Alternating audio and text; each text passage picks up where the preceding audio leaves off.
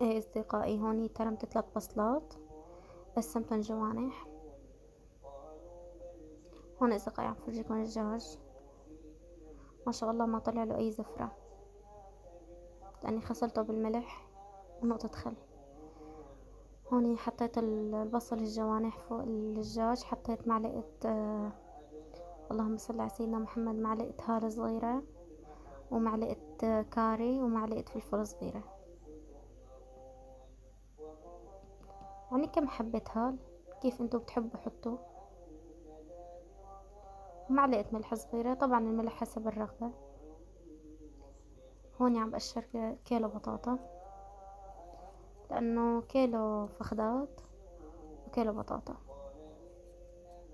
طبعا قد ما بتحبوا فيكم تكتروا الكمية. هون نقول بسم الله. عم ببشر البطاطا،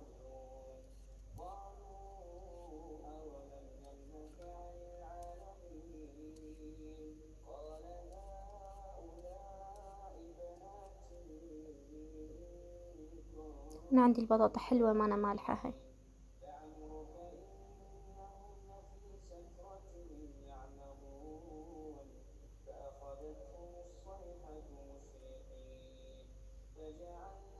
هيك بنجيب البطاطاية بنقسمها بالنص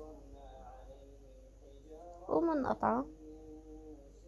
على هي طريقة الروستو، البطاطا لازم هيك تنقسم.